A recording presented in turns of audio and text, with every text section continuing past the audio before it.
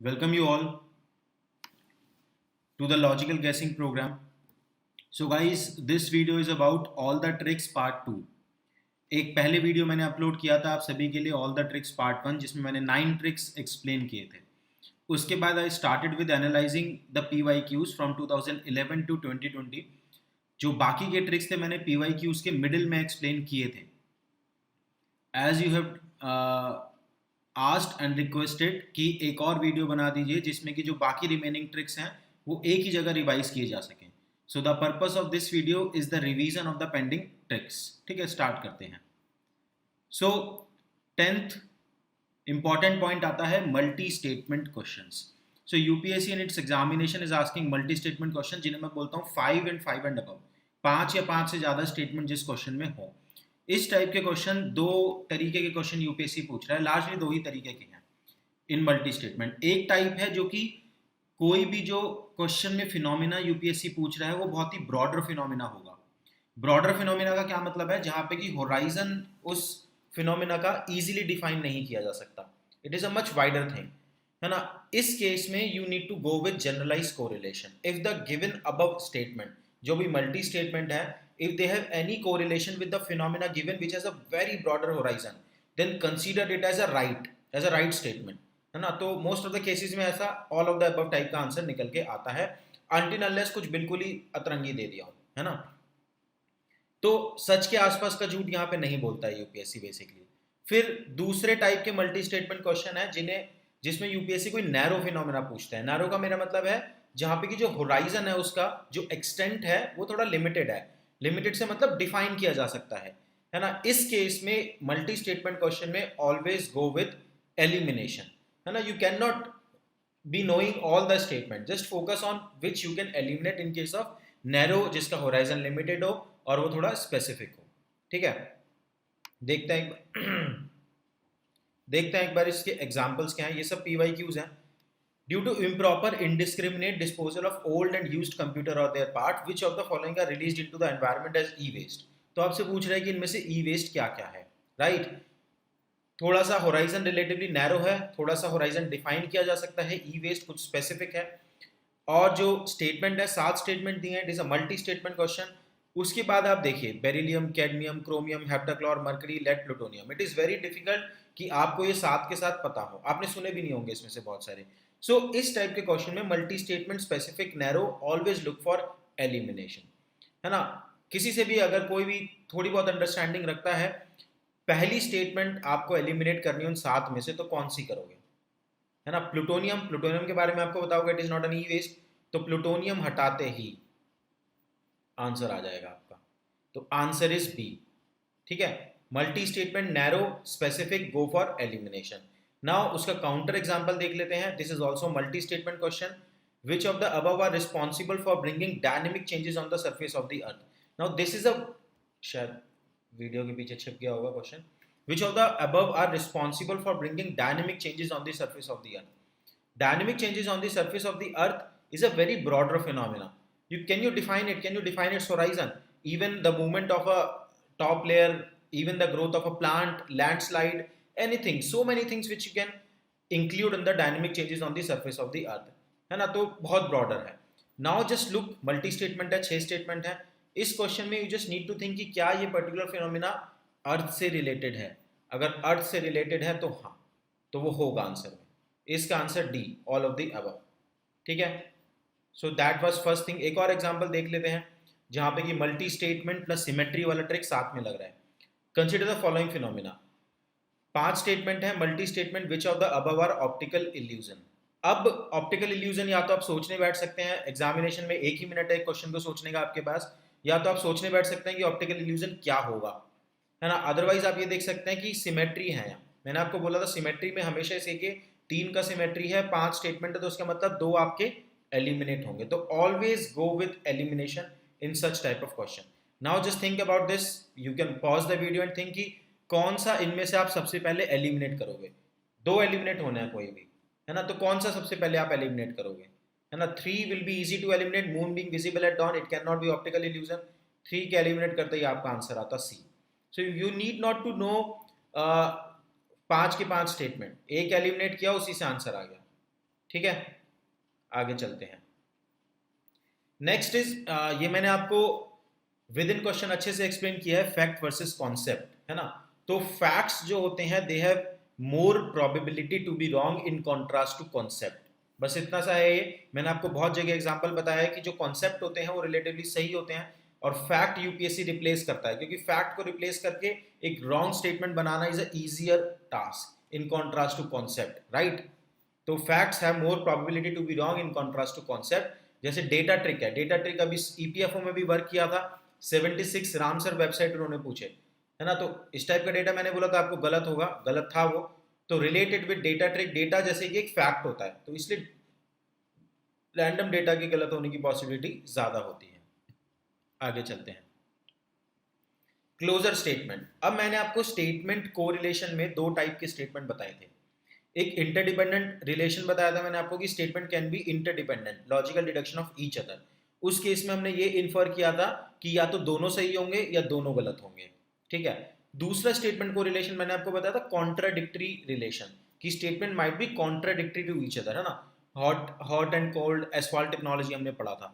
तो कॉन्ट्राडिक्टरी अगर स्टेटमेंट होंगे तो उस केस में हमने बोला था कि दोनों साथ में सही नहीं हो सकते, बट दोनों में से कोई ना कोई एक जरूर आंसर में होगा, है ना। Now the third type of statement correlation is closure statement. Closure statement का क्या मतलब है कि जो स्टेटमेंट एग्जांपल में दी है, जैसे ये देख लीजिए, एग्जांपल से ही समझते हैं। Many transplanted seedlings do not grow because, है ना। अब ये इस टाइप का रैंडम क्वेश्चन है, ज्यादा लोगों को पता भी नहीं होता। Just look up to the B and C statement. एक बार चारों भी रीड कर सकते हैं, बट बी एंड सी देखिए। Most of the root hair grip the new soil too hard, most of the root hair are lost during transplantation. These are, ऐसा नहीं है कि कॉन्ट्राडिक्टरी स्टेटमेंट है, these are the closure statement, आसपास हैं एक दूसरे के, है ना। जब भी क्लोजर स्टेटमेंट आपको मिलेंगी तो ऑलवेज, नॉट इवन 10 में से 7 बार, ऑलवेज उन दोनों में से कोई ना कोई एक आंसर में जरूर होगा। याद रखना ये ट्रिक, जरूर होगा उन दोनों में से कोई ना कोई एक आंसर में। समझ के देखिए यार, जैसे आप प्रोबेबिलिटी का गेम खेल रहे हैं, आपके लिए क्या है कि हमें प्रोबेबिलिटी बढ़ानी है अपने आंसर को सही करने की। ऐसे ही एग्जामिनर भी एक प्रोबेबिलिटी का गेम खेल रहा है। वो किस चीज की प्रोबेबिलिटी बढ़ाना चाहता है कि आपका आंसर गलत हो, तभी वो दो आसपास की स्टेटमेंट आपको डालना चाह रहा है ताकि थोड़ा सा आप कंफ्यूज हो। बट हो सकता है कि इससे आप 50-50 तक पहुंच जाए और आप एक्चुअली आपको आसानी हो जाए ए और डी को एलिमिनेट करने में, ठीक है। तो सी आंसर हो गया। नेक्स्ट है फाइंडिंग द ऑड वर्ड्स। ये थोड़ा सा समझते हैं ढंग से। देखिए, मैंने आपको जब बेसिक्स लॉजिकल गेसिंग का बताया था कि वाई दे वर्क, तब मैंने आपको एक्सप्लेन किया था कि ये जो वर्ड्स हैं जो यूजुअली अब बहुत कॉमन हो चुके हैं, सभी लोग एलिमिनेट करते हैं, ओनली, ड्रास्टिकली, इस टाइप के जो वर्ड्स हैं, है ना, क्यों ये एलिमिनेट की जाती हैं स्टेटमेंट। तो उसका बेसिक मैंने आपको समझाया था कि actually it is all about generalize correlation, broader statement, और only drastically these type of word make statement exclusive, specific, narrow, that's why they are wrong. Now I think UPSC will play the trick. What trick I am talking about? यार उनको भी तो पता लग गया होगा ना कि लोग ये ओनली ड्रास्टिकली वगैरह सब हटा रहे हैं, है ना। So they will try to replace these word with other words, possibility है, और नजर भी आया है कुछ जगह। They will try to replace these words with some other words which are playing the same kind of role in a statement. Same kind of role का क्या मतलब है कि जो स्टेटमेंट को थोड़ा एक्सक्लूसिव बनाते हो, एक्सट्रीम बनाते हो, ठीक है। तो फाइंडिंग द ऑड वर्ड्स जो कि ओनली ड्रास्टिकली से बियॉन्ड है ना। तो इससे एक दो एग्जांपल मैं आपको दे देता हूँ, ये देखते हैं। द चाइनीज ट्रैवलर ह्यून सांग who visited India recorded the general conditions and culture of India at that time. In this context, which of the following statement is are correct? Now, in this question, just check out first statement. The roads and river routes were completely immune from robbery. Now, this completely immune word, isn't it a similar kind of word? जैसा only drastically type का word होता है, right? It is playing the same role here कि कोई भी incident नहीं हुआ है roads and river route पे robbery का, completely immune, zero incident, है ना। तो इस टाइप के वर्ड्स को भी आपको अब नोटिस करना है। तो अब इसको एलिमिनेट करते तो आंसर आ जाता, आंसर इज बी, ठीक है। तो फाइंडिंग द ऑड वर्ड्स हो गया। एक और एग्जांपल देख लो, 2019 का क्वेश्चन है। With reference to force labour in India during the Gupta period which one of the following statement is correct, है ना। तो यहाँ पे एक ये सेकंड वर्ड देखिए, B statement, it was totally absent in the Madhya Pradesh and Kathiawar region of the Gupta empire. तो this is that kind of word, यहाँ पे ओनली ड्रास्टिकली टाइप कही है, टोटली एब्सेंट, तो बी को आप एलिमिनेट करना था यहाँ पे, ठीक है। तो finding the odd words is very very important. Welcome you all. I am Varun Jain. I am an IIT Roorkee graduate and I have appeared for UPSC CSC interview twice. When I started my UPSC CSC preparation, तो कुछ common challenges मैंने face किए. For example, content कैसे finalize करेंगे कि क्या quality content है और क्या quality content नहीं है. For example, book list कैसे final करेंगे. बहुत सारी strategies हैं जो toppers बताते हैं, उनमें से कौन सी strategy मेरे लिए suitable रहेगी. तो आप भी अगर इन challenges को face कर रहे हैं तो we at EdSaarthi are providing you complete support under our Atmanirbhar Prelims cum Mains Foundation program. इस फाउंडेशन प्रोग्राम में हम आपको कंप्लीट कंटेंट का कवरेज कराएंगे, जहां पे कि प्रीलिम्स एंड मेंस का detailed content, video lecture, PDF we will provide you from expert faculties who have appeared for the interview in this examination. इसके साथ साथ we will provide you detailed mentorship, जहां पे कि मैं आपका चीफ मेंटर रहूंगा. जो प्रॉब्लम आप फेस करते हो इस एग्जाम में, कैसे बाउंड्री क्रिएट करेंगे, क्या पढ़ना है क्या नहीं पढ़ना है, कैसे कंटेंट यूज करना है, I will help you in all those things. उसके साथ साथ live answer writing, more than 40 plus live answer writing will be there, जहां पे कि इन सेशन में हम आपको बताएंगे आंसर राइटिंग करनी किस तरीके से होती है, ताकि उसके बाद आप टेस्ट सीरीज दे सके. इसके साथ साथ इस प्रोग्राम में प्रीलिम्स टेस्ट सीरीज भी इंक्लूडेड रहेगी. आप अपनी फैकल्टी से live doubt clearance session attend कर सकते हैं हर सैटरडे को. तो one comprehensive programme we are providing you under Atmanirbhar prelims cum mains foundation programme.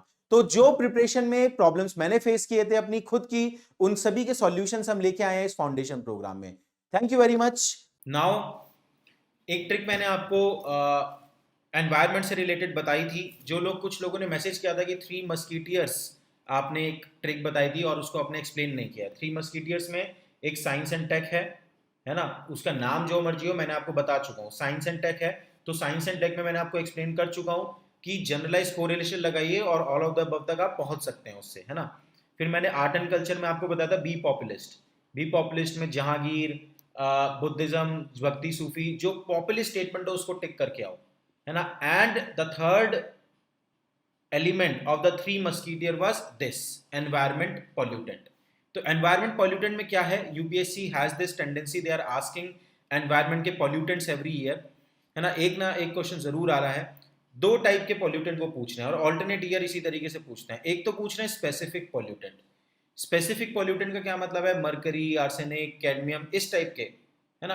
और एक तरफ बहुत ही कॉमन वाइडर पॉल्यूटेंट है, जैसे कि carbon monoxide, sulphur dioxide, nitrogen dioxide, carbon dioxide, which are common pollutant. तो मैंने आपको पहले बताया था कि जब भी वो कॉमन पॉल्यूटेंट पूछ रहे हैं तो सारे common pollutant, common polluting activities जो है, जैसे कि व्हीकलर एमिशन हो गया, जैसे कि आपका थर्मल पावर प्लांट हो गया, तो जितने भी कॉमन पॉल्यूटिंग एक्टिविटीज हैं उनसे कॉमन पॉल्यूटेंट निकल ही रहे होंगे, है ना. और तो वहां पे जनरलाइज कोरिलेशन से आंसर आएगा. और जब स्पेसिफिक पॉल्यूटेंट वो पूछते हैं तो हमेशा एलिमिनेशन से आंसर आएगा, राइट. जैसे ये स्पेसिफिक पॉल्यूटेंट का मैंने आपको मल्टी स्टेटमेंट में बताया, है ना. ये एग्जांपल दे सकते हो स्पेसिफिक पॉल्यूटेंट का. ई वेस्ट उन्होंने पूछा, स्पेसिफिक था, एलिमिनेशन से आंसर निकला, राइट. ठीक है. उसके बाद सेकंड का example, consider the following, wider pollutant का, consider the following carbon monoxide, methane, ozone, sulphur dioxide. चारों कॉमन पॉल्यूटेंट हैं, बहुत सारी एक्टिविटीज से निकलते हैं. Which of the above are released into atmosphere due to the burning of crop biomass residue. Now crop biomass residue is such a wider activity. कितनी तरीके का क्रॉप बायोमास रेजिड्यू होगा जिसे हम जला सकते हैं, जलाते होंगे लोग, है ना. अब किस किस को जला के देखेगा UPSC, and these are very common pollutant, तो निकलते ही होंगे इनमें से. आंसर डी होना ही था इसका, all of the above, right.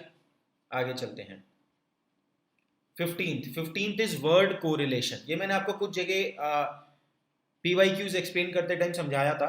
Most applicable होता है ये करंट अफेयर और जो रैंडम क्वेश्चन यूपीएससी पूछ रहा है ना, जो कि बिल्कुल आपको हवा नहीं होती, वहां पे ये वर्ड कोरिलेशन काफी वर्क करता है. तो एक तो मेरा सजेशन ये है कि डोंट डू इट सिलेक्टिवली.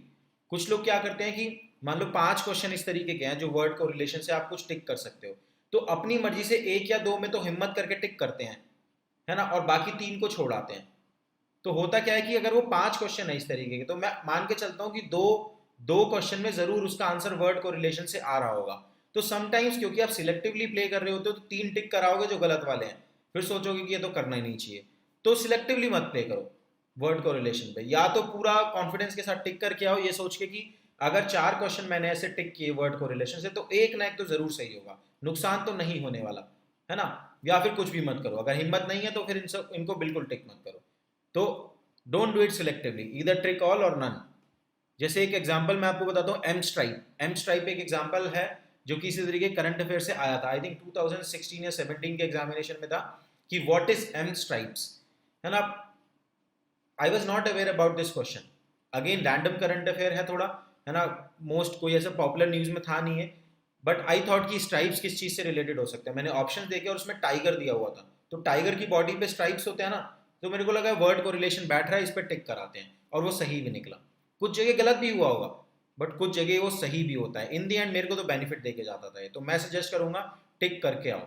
जैसे एक और एग्जांपल देख लो, global financial stability report is prepared by, अगर आपको नहीं भी पता तो देखते हैं ग्लोबल है पहली बात तो ग्लोबल है तो ओईसीडी हटा देते हैं, ईसीबी हटा देते हैं, ग्लोबल की बात कर रहा है, आईएमएफ होगा या आईबीआरडी होगा, IBRD is a branch of World Bank इसलिए वो हो सकता है ना। Now it is talking about financial stability, financial stability is the main core task of IMF, right. अगर ग्रोथ रिलेटेड कुछ होता, डेवलपमेंट रिलेटेड कुछ होता तो I would have ticked C, but stability की बात कर रहे हैं तो मैंने आईएमएफ टिक किया और वही आंसर था। वर्ड कोरिलेशन से you can reach to the answer. Liberal attempt करो यार, करो अटेम्प्ट लिबरल, कोई प्रॉब्लम नहीं है, यूपीएससी में जरूर मार्क्स बढ़ते हैं लिबरल अटेम्प्ट करने से। उसके बाद नेक्स्ट आता है आपका कंटेम्प्रेरी। एक हैबिट है यूपीएससी की कि क्या ये पर्टिकुलर पर्सन इस पर्सन का कंटेम्प्रेरी था, इस टाइप के क्वेश्चन पूछने की। मोस्ट ऑफ द टाइम 10 में से 9 बार बोलूंगा मैं आपको, नॉट इवन 7, वो कंटेम्प्रेरी वाले क्वेश्चन में कंटेम्प्रेरी वाला स्टेटमेंट रॉन्ग स्टेटमेंट होगा। एक तो मेन रीजन यही लगता है मुझे कि वो फैक्ट है ना कंटेम्प्रेरी। जैसे देखते हैं, consider the following statement, saint Nimbarka was a contemporary of Akbar, है ना। Saint Kabir was greatly influenced by Sheikh Ahmad Sirhindi, दोनों ही स्टेटमेंट रॉन्ग है, आंसर इज डी। तो कंटेम्प्रेरी वाले स्टेटमेंट के रॉन्ग होने के ठीक ठाक चांसेस हैं। If you will have to take a call in the examination, अगर आपको पता है तो ठीक है, नहीं पता तो उसे गलत मान के टिक करके आना, प्रोबेबिलिटी का ही गेम है, ठीक है। नाउ 17 मैंने आपको एक जगह एक्सप्लेन किया था कि यूपीएससी इस बार भी आप एक्सपेक्ट कर सकते हो कि ट्रेंड्स वाले क्वेश्चन पूछता है कि इस चीज का पर्टिकुलर ट्रेंड क्या चल रहा है, इस चीज का ट्रेंड क्या चल रहा है। एक तो पहले तो उसको थोड़ा सा सोच के ही देखना, आपको हमेशा ही सोचना है कि किस चीज के बारे में बात कर रही है, उसको लिटरल मीनिंग उसका सोचना है ना, उसके बाद उसे टिक करना। Most of the time trends वाले गलत होते हैं, बट मैं ये मेरा ट्रिक नहीं है कि most of the time wrong होंगे, अभी तक हो रहा है ऐसा, बट आई डोंट थिंक कि दिस विल बी फॉलोड। मेरा सजेशन आपको ये है कि ट्रेंड्स वाले क्वेश्चन में बस ये देखना कि किस चीज का वो ट्रेंड पूछ रहे हैं। अगर आपको कोई सॉलिड रीजन नहीं मिले उसे सही मानने का, उस स्टेटमेंट को सॉलिड मतलब बिल्कुल हाँ क्लियर कट अंडरस्टैंडिंग हो, तो उसे गलत ही मान लेना, ठीक है ना। जैसे in the context of Indian economy consider the following statement, the growth rate of GDP has steadily increased in the last 5 year, है ना। तो लास्ट 5 ईयर में बात कर रहा है growth rate of GDP. I think ये क्वेश्चन था 2016-17 का, तो मतलब 5 साल पहले वो 10% था, तो फिर 11 हुआ, फिर 12 हुआ, फिर 13 हुआ, फिर 14 हुआ, फिर 15 हुआ। नॉट पॉसिबल यार, हटाओ इसे। अगर ये पूछ रहा होता the GDP of India has increase 2017 में, the overall GDP of India has increased in last 5 year, तो वो सही होता है स्टेटमेंट, क्योंकि इसका मतलब कि बढ़ तो हर साल रही है ना, चाहे 1% से बढ़ रही हो 2% से बढ़ रही हो, तो always look up to the thing what it is exactly asking. यहाँ पे कंफ्यूजन हो जाता है कई बार इस क्वेश्चन को सॉल्व करने में। The growth rate in per capita income has steadily increased in the last 5 year, same चीज, growth rate in per capita income, कि जो पर कैपिटा इनकम बढ़ रही है हर साल वो तो समझ आता है, बट उसका जो ग्रोथ रेट है वो भी बढ़ रहा है हर साल, 2%, 3%, 4%, ये भी नहीं हो सकता। तो दोनों हटाओ, आंसर इज डी। ऐसे ही 2020 में या 2019 में क्वेश्चन आया था कि sugar cane cultivation production is steadily declining from last 5 year, तो उसी स्टेटमेंट से उसका आंसर आ रहा था शुगर केन वाले क्वेश्चन का। कैसे हो सकता है यार कि 5 साल से लगातार डिक्लाइन जा रहा हो, ऐसा क्या हो गया शुगर केन में, है ना। हटाओ इसे। तो that was the 70th trick. Welcome you all. In UPSC Civil Services examination, mains stage is the nucleus of this whole competitive examination. अगर आप मेंस में अच्छा स्कोर कर लेंगे तो एक सर्टेनिटी होती है कि अच्छा रैंक आ जाएगा। To give you support for the mains examination, SRT provide you comprehensively designed in a very scientific manner our mains mentorship program.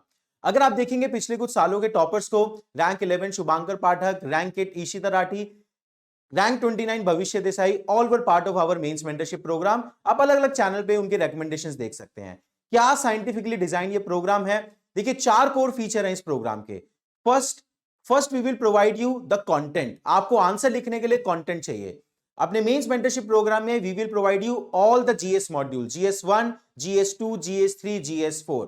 तो सारा content in terms of video lecture and PDF will be provided to you. Once you will be ready with the content, अगला component आता है live answer writing, है ना। आपका content ready हो गया, we will give you more than 40 plus live answer writing session, जहां पे कि हर सेशन में आपका टीचर आपको सिखाएगा आंसर लिखना कैसे है। पहले आप सीख जाइए आंसर लिखना कैसे है, उन आंसर को खुद लिखने की प्रैक्टिस कीजिए। लाइव सेशन में, हर सेशन में at least 5 question you will practice. 1.5 hour का सेशन होगा, आप 5 क्वेश्चन प्रैक्टिस करोगे, उससे पहले टीचर आपको बताएगा लिखना कैसे है, और लास्ट में मॉडल आंसर डिस्कस किया जाएगा। उसके बाद थर्ड लेवल पे आता है टेस्ट सीरीज। टेस्ट सीरीज हम आपको प्रोवाइड करेंगे with unique feature of mentor call evaluation. आप टेस्ट देंगे, उसके बाद आप अपने मेंटर से बात कर सकते हैं, डायरेक्टली जूम कॉल पे कनेक्ट कर सकते हैं कि किस तरीके से इस आंसर को आप अपने इंप्रूव करें। और लास्ट में आता है मेंटरशिप, है ना, किस तरीके से पूरे मेंस एग्जामिनेशन को हैंडल करें, किस सब्जेक्ट की क्या स्ट्रैटेजी रखें, आंसर राइटिंग स्पीड कैसे इंक्रीज करें। उसके लिए one mentor will be provided to you, जहां पे कि चीफ मेंटर मैं रहूंगा आपका, ठीक है। तो you can look up to our mains mentorship program for your mains examination preparation. All the best for your UPSC CSC journey.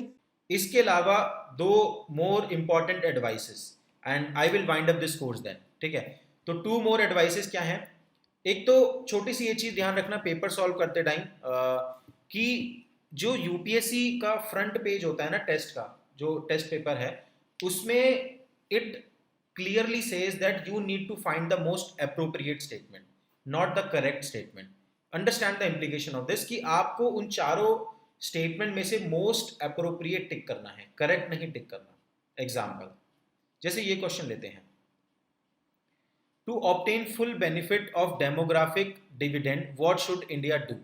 इसमें दिया है promoting skill development, more social security scheme, reducing infant mortality and privatization of higher education. Now इस question में मैं सी statement को बदल के देखता हूं और सी स्टेटमेंट में ये डालता हूं ए एंड डी, अब ए एंड डी बोथ, तो क्या आंसर होता? अगर सी स्टेटमेंट यही का यही है तो आंसर इज ए, तो आपके लिए आसान है, प्रमोटिंग स्किल डेवलपमेंट। बट अगर सी को मैं डालूं ए एंड डी बोथ, तो क्या आंसर होता? तो डेफिनेटली आंसर फिर इसका सी हो जाता। Privatization of higher education can help us in reaping out the benefit of demographic dividend, but the most appropriate option when it is asked to choose between A and D, it is A, it is most appropriate. Understand this thing. ऐसे एक और example बताता हूँ, UPSC ने 2017 या 18 में question दिया कि from which of the following, polity वाले सेक्शन से, from which of the following you can read best the mind of the constitutional maker. Constitutional maker का माइंड किस तरीके से बेस्ट रीड किया जा सकता है? A was preamble, B was fundamental right, C was DPSP and D was fundamental duties, है ना। तो अगर आपको इन चारों में से कोई एक टिक करना है तो यू विल टिक प्रियम्बल। चलो आंसर यूपीएससी ने इसका प्रियम्बल दिया, बट मैं क्वेश्चन को थोड़ा चेंज करता हूँ, मैं डी ऑप्शन को फंडामेंटल ड्यूटी की जगह कर देता हूँ ऑल ऑफ द अबव, तो क्या आंसर होता? तो क्या तब भी प्रियम्बल होता? नहीं, तब आंसर उसका डी होता, है ना, क्योंकि you can read the mind of the constitution maker from all these things, ठीक है ना। तो मोस्ट अप्रोप्रिएट अपने को टिक करना होता है, नॉट द करेक्ट वन। उस चीज का थोड़ा ध्यान रखना, एक दो क्वेश्चन कई बार इस वजह से गलत हो जाते हैं। Now the final advice is related to revision. You guys are entering into the final month of your revision and in this final month always there is a pressure कि क्या रिवाइज करूँ, क्या ना करूँ, कैसे जल्दी जल्दी बुक्स को रिवाइज करूँ, है ना। हमेशा एक वो कॉन्फ्लिक्ट रहता है कि हमने तो जो भी चीज़ें हैं उसके नोट्स नहीं बनाया है, तो पूरी पूरी बुक को कैसे रिवाइज किया जाए। तो for the last month revision I have one advice to you. उसके लिए ये क्वेश्चन देखते हैं, which of the above are the human rights under universal declaration of human rights. UDHR में इनमें से कौन कौन सा ह्यूमन राइट है? Right to education, right to equal access to public services, right to food. सोच सकते हैं आप इसके बारे में, है ना, पॉज करके। नाउ एक चीज आप मुझे बताना, while you are solving this question, तो क्या आपको किसी को भी राइट टू एजुकेशन और राइट टू फूड पे डाउट आ रहा है? नहीं आ रहा होगा, पक्का नहीं आ रहा होगा। यू ऑल मस्ट बी, या तो किसी को सीधा पता होगा कि हाँ भाई D is the answer, but थोड़ा कंफ्यूजन होगा तो इसी के बारे में होगा, सेकेंड स्टेटमेंट के बारे में, right to equal access to public services, right. इसी चीज पे आपको थोड़ा डाउट आ रहा होगा। तो ऐसे ही जो भी टॉपिक आप पढ़ते हैं एंड में रिवाइज करते हैं, सबके सारे के सारे पॉइंट आपके लिए इंपॉर्टेंट नहीं है for the revision, for the strict revision in the last month. जितने भी चीज़ों के यूनिक कॉन्ट्रास्टिंग फीचर हैं जो कि अब आपको देख के समझ में आ जाने चाहिए कि ये हमें वहाँ पे ट्रबल कर सकते हैं, उन्हीं पॉइंट्स को रिवाइज करो, उन्हीं पॉइंट्स को ज़्यादा फोकस करो। अंडरस्टैंडिंग थिंग, जैसे UDHR है, इसको रिवाइज करो तो जितने भी 50-60 राइट्स हैं इसके अंदर रीड करते जाओ, बस कर्सिव लिखा, उसी पॉइंट पे टिको जो आपको देख के लगे यार ये मुझे वहाँ कंफ्यूज करेगा, है ना। Now you all must be capable of filtering out these things, तभी आखिरी में रिवीजन अच्छा हो सकता है। एक और एग्जांपल दिखाता हूँ मैं, इसका आंसर तो डी हो गया लास्ट। ये देखिए, जैसे ये क्वेश्चन है, द एंडेवर ऑफ जननी सुरक्षा योजना प्रोग्राम इज, तो इस क्वेश्चन को पॉज करके आप रीड कर सकते हैं। Now take up all these 3 scheme, मैं आपको 3 स्कीम देता हूँ, जननी सुरक्षा योजना, जननी शिशु सुरक्षा कार्यक्रम एंड इंदिरा गांधी मातृत्व सहयोग योजना। इन 3 स्कीम्स में कभी भी अगर क्वेश्चन आ जाए, मैं आपको कुछ स्टेटमेंट देता हूँ। It helps in promotion of institutional delivery, it helps in reducing infant mortality in our country, third हो गया it helps in achieving the sustainable development goals for India, and fourth statement हो गया it also provide wage loss compensation during the pregnancy. ठीक है, now इनमें तीनों में से कोई भी स्कीम आ जाए, फर्स्ट सेकंड थर्ड पॉइंट पे आपको कभी डाउट नहीं आएगा, है ना। इंस्टीट्यूशनल डिलीवरी आप कहोगे हाँ होगा ही होगा, SDG आप कहोगे हाँ कुछ ना कुछ अचीव कर ही रहा होगा, इन्फेंट मोर्टेलिटी आप कहोगे हाँ बच्चों से रिलेटेड है कम कर ही रहा होगा, आप हमेशा अटकोगे वेज लॉस कंपनसेशन वाले पॉइंट पे, है ना। तो जब भी किसी भी चीज को रिवाइज कर रहे हैं, जो उसका यूनिक कॉन्ट्रास्टिंग फीचर हो which differentiated from the other similar concept, वो पॉइंट ही फंसाने वाले आपको एग्जाम में। तो लास्ट मंथ में रिवीजन पे उन पॉइंट पे ज्यादा फोकस करना होगा आपको, समझ आया। That's how you can optimize your preparation level and revision specifically. तो इसका आंसर 1 है, wage loss compensation is for Indira Gandhi Matritva Sahyog Yojana. ठीक है, all right, so we are done with this logical guessing course. सारा ट्रिक्स का एक, इन 2 वीडियोस को, all the tricks part 1 and part 2 को आप आखिरी में भी रिवाइज कर सकते हैं। I hope you enjoyed this course and you will definitely get very good benefit of all these videos, the mindset which I have provided in these videos. This will definitely help you in the examination, and all the best for examination guys, and thank you for joining the course. See you next time.